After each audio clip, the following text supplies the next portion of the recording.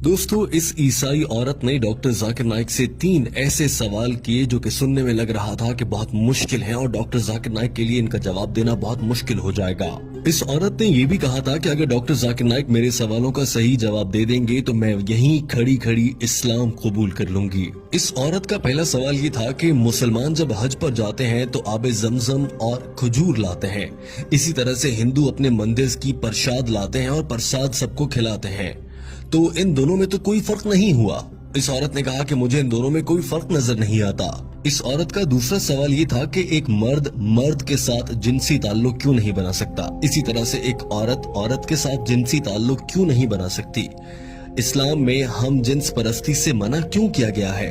ये औरत जानना चाह रही थी कि शादी के बाद ही ऐसा करने की इजाजत क्यों है, अपनी जिनसी लज्जत हासिल करने के लिए शादी की जरूरत क्यों होती है। और हम जिन्स परस्ती जिसमें मर्द को औरत के साथ करने वाली लज्जत ही महसूस होती है या औरत को मर्द के साथ वाले ताल्लुक की लज्जत ही महसूस होती है, उससे मना क्यों किया गया है। इस ईसाई औरत का तीसरा सवाल ये था कि जन्नत में हजरत आदम अलैहिस्सलाम के कहने पर अम्मा हवा ने कुछ खाने का फल खा लिया था, जिसकी वजह से आज तक उन्हें भुगतना पड़ रहा है और औरतों को बच्चे पैदा करने की जिम्मेदारी दे दी गई है कि औरतों को ही इसी दर्द से क्यों गुजरना पड़ता है। इस औरत ने कहा कि मेरा सवाल ये है कि क्या ये सच है कि औरतों को बच्चा जनने की तकलीफ इसीलिए दी गई है क्योंकि अम्मा हवा ने हजरत आदम के कहने पर गलती से वो फल खा लिया था, इसीलिए सारी दुनिया की औरतों को सजा के तौर पर अब बच्चा पैदा करने की तकलीफ से गुजरना पड़ता है। डॉक्टर जाकिर नाइक ने जवाब देने से पहले कहा कि हमारी इस बहन ने अच्छा सवाल किया है और उनके सवालात को दोहराया। उन्होंने पहले सवाल को लेते हुए कहा कि प्रसाद खाने में और खाना काबा से या हज और उम्रा से खजूरें खाने में क्या फर्क है, इस पर सबसे पहले बात कर लेते हैं। उन्होंने कहा कि हिंदू किताबों के मुताबिक प्रसाद अल्लाह को खिलाने के तौर पर दिया जाता है, लिहाजा हिंदू जब प्रसाद बांटते हैं या किसी को देते हैं तो इसका मतलब ये है कि वो अपनी तरफ से ये सोच रहे होते हैं कि वो अपने भगवान को या अपने खुदा तक खाना पहुंचा रहे हैं, जबकि हकीकी खुदा को, जिसे आज तक हिंदू पहचान नहीं पाए, उसे खाने की जरूरत नहीं होती। अल्लाह ताला कुरान पाक की सूरा इनाम में फरमाता है, अल्लाह सबको खिलाता है मगर अल्लाह को किसी के दिए गए खाने की जरूरत नहीं है। किस इंसान की ये जरूरत है कि वो अल्लाह ताला को खाना खिलाने का सोच सके या ऐसी बात कर सके। डॉक्टर जाकिर नाइक ने कहा कि कुरान पाक में 3 से 4 मरतबा ये कहा गया है कि गैरुल्लाह के नाम से मंसूब करके खिलाया गया खाना हराम होता है, यानी अल्लाह के सिवा किसी को शरीक ठहराते हुए उसके नाम पर दिया गया कोई भी खाना हराम होगा। लिहाजा चूंकि प्रसाद गैरुल्लाह से मंसूब होती है तो वो खाना हराम है। अब बात कर लेते हैं खजूर की, जो कि मुसलमान खाना कावा से या उम्रे से वापसी पर लाते हैं। हम मुसलमान खजूर खाते हुए या आबे जमजम पीते हुए ये हरगिज नहीं कहते कि हम अल्लाह को खिला रहे हैं। और सऊदी अरब का सबसे मशहूर फल खजूर है, वहाँ की खजूरें बहुत मशहूर हैं। यही वजह है कि कोई भी मुसलमान वहाँ से खजूरें लाता है और ये कभी नहीं कहता कि मैं अल्लाह को खाना खिला रहा हूँ, नौजुबिल्लाह। डॉक्टर जाकिर नाइक ने कहा कि ये भी जहन में रहे कि खजूर बहुत मुफीद ग़िज़ा है और सेहत के लिए भी बहुत अच्छी है, लेकिन याद रखिए अगर हिंदू प्रसाद के नाम पर खजूर भी देगा तो वो खाना हराम है, क्योंकि ये गैरुल्लाह के नाम से नामजद या मंसूब है, लिहाजा मुसलमान इसे नहीं खा सकते और ये खाना हराम होगा, भले कोई हिंदू प्रसाद की सूरत में खजूर ही दे रहा हो। दूसरे सवाल की जाने बढ़ने से पहले डॉक्टर जाकिर नाइक ने कह दिया कि ये है हिंदू और मुसलमान में फर्क कि मुसलमान ऐसा नहीं समझते कि उनके बनाने वाले रब्बे ताला को, अल्लाह को किसी के खाने की जरूरत है, जबकि हिंदू ऐसा समझते हैं कि उनके भगवान को खाना खिलाने की जरूरत है। डॉक्टर जाकिर नाइक ने कहा कि हमारी इस बहन का दूसरा सवाल ये था कि हम जिन्स परस्ती क्यों गलत है, मर्द के साथ और औरत के साथ सेक्स या जिनसी ताल्लुकात क्यों नहीं रख सकते, जबकि मकसद तो लुत्फ लेना ही होता है और इसके लिए शादी करने की क्यों जरूरत है, शादी के बगैर ये सब क्यों नहीं किया जा सकता। डॉक्टर जाकिर नाइक ने इसका जवाब देने के लिए कुरान पाक की आयत का हवाला दिया और कहा,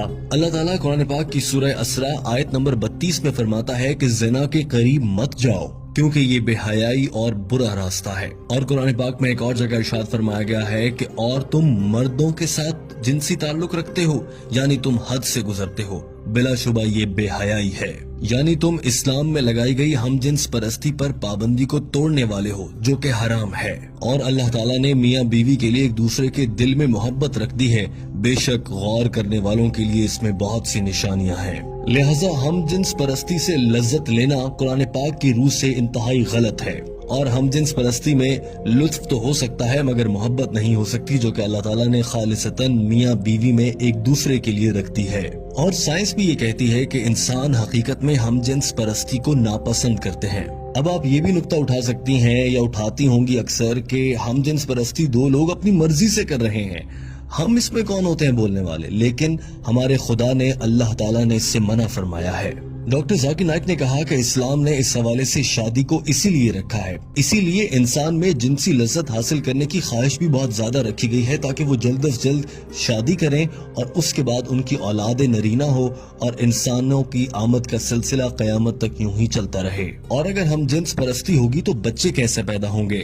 ڈاکٹر ذاکر نائک نے کہا کہ حضرت محمد صلی اللہ علیہ وآلہ وسلم نے ارشاد فرمایا کہ میاں بیوی کا آپس میں جنسی تعلق رکھنا دراصل عبادت ہے، اور آج سائنس ہمیں یہ کہہ رہی ہے کہ ایک جانب وہ لوگ جو شادی کرتے ہیں مختلف جنس کے لوگوں سے اور دوسری جانب وہ لوگ جو ہم جنس پرستی کرتے ہیں ان کے درمیان موازنہ کریں تو شادی کرنے والے لوگ زیادہ خوشگوار اور اچھی زندگی گزارتے ہیں۔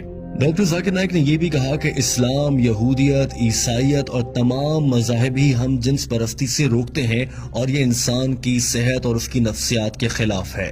ڈاکٹر ذاکر نائک نے کہا کہ میں جب کینیڈا گیا تو میں نے وہاں پر دیکھا کہ ہم جنس پرستی کے اشتہار لگے ہوئے تھے، جبکہ کینیڈا جیسے ملک میں اس سے منع کیا گیا ہے، پوری دنیا میں اس سے منع کیا جا رہا ہے، اور اب دنیا کو یہ سمجھ آ رہی ہے کہ یہ کام غلط ہے اور پوری دنیا اب ہم جنس پرستی پر پابندی لگا رہی ہے، مگر بھارت میں ہم جنس پرستی کو اور اس رواج کو فروغ دینے کی باتیں ہو رہی ہیں اور اسے عام کرنے کے لیے قانون بنانے کی باتیں کی جا رہی ہیں، جو کہ غلط ہے۔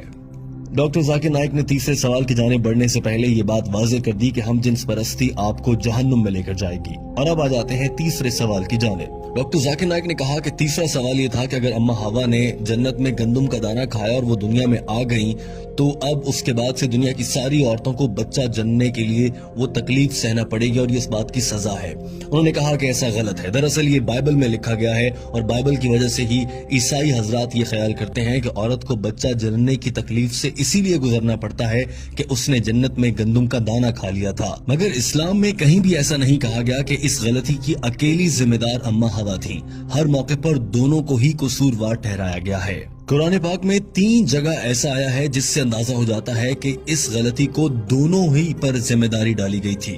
مثال کے طور پر ایک جگہ کہا گیا کہ ہم نے ان دونوں کو منع کیا کہ گندم کا دانہ نہیں کھانا، ایک اور جگہ کہا گیا کہ ان دونوں نے اللہ سے معافی مانگی، اور ایک اور جگہ کہا گیا کہ ان دونوں کی غلطی پر ہم نے انہیں سزا کے طور پر دنیا میں بھیج دیا۔ ہر جگہ پر دونوں کا ذکر ہوا ہے، اکیلی حضرت اماں حوا علیہ السلام کا ذکر نہیں ہوا۔ لہٰذا قرآن پاک کی روح سے حضرت اماں حوا اور حضرت آدم علیہ السلام دونوں ہی ذمہ دار ہیں۔ چونکہ بائبل میں کچھ تبدیلیاں کر دی گئی ہیں اس لیے بائبل میں معلومات بدل گئیں اور اب عیسائی مذہب کے فالو کرنے والے لوگ اسے غلط سمجھ بیٹھتے ہیں، جبکہ اسلام میں ایسا بالکل بھی نہیں ہے۔ آپ قرآن پاک میں پڑھیں گی تو آپ کو معلوم ہوگا کہ عورت کے لیے حمل بد دعا نہیں بلکہ خوش قسمتی ہے۔ سورہ نساء آیت نمبر 1 میں فرمایا گیا کہ اپنی عورت کا خیال رکھو اور ان کے ساتھ اچھے سے پیش آؤ۔ ایک اور جگہ فرمایا گیا کہ ہم نے انسان کو اپنے والدین کے ساتھ اچھے طریقے سے پیش آنے کا حکم دیا ہے، کیونکہ اس کی ماں نے حمل اور بچے کو پیدا کرنے کی تکلیف اٹھائی ہے۔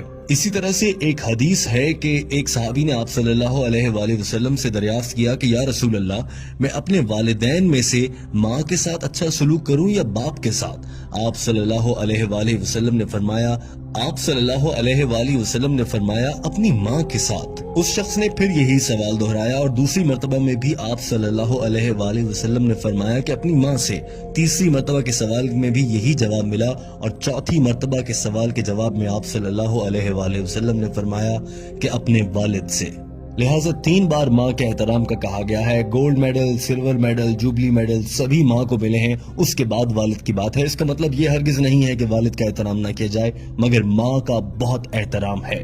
اور ڈاکٹر ذاکر نائک نے یہ بھی کہا کہ اللہ تعالیٰ نے اسی لیے یہ ذمہ عورت کو دیا ہے۔ بتائیں آپ، کیا کوئی مرد بچے کو جنم دے سکتا ہے؟ ہرگز نہیں۔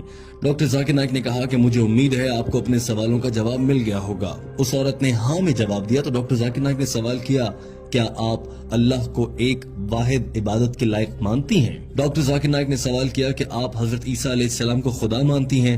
اس عورت نے جواب میں کہا نہیں۔ ڈاکٹر ذاکر نائک نے سوال کیا کہ پھر آپ انہیں کیا مانتی ہیں؟ جواب دیا کہ میں انہیں پیغمبر مانتی ہوں۔ سوال ہوا کہ کیا آپ حضرت محمد صلی اللہ علیہ وآلہ وسلم پر ایمان رکھتی ہیں اور انہیں اللہ کا آخری نبی مانتی ہیں؟ عورت نے جواب دیا جی ہاں، میں ان پر یقین رکھتی ہوں اور وہ اللہ کے آخری نبی ہیں۔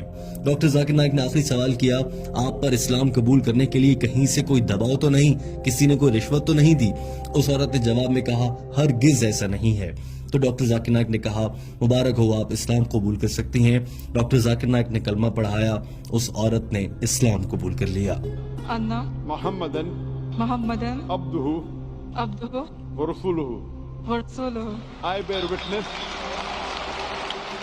دوستوں امید ہے کہ آپ کو یہ ویڈیو پسند آئی ہوگی۔ اس ویڈیو کو پسند کرنے کے ساتھ اپنے دوستوں تک پہنچائیے تاکہ وہ بھی ڈاکٹر ذاکر نائک کی انگریزی زبان میں کی گئی گفتگو کا اردو ترجمہ سن کر سمجھ سکیں اور دین اسلام پر عمل کر سکیں۔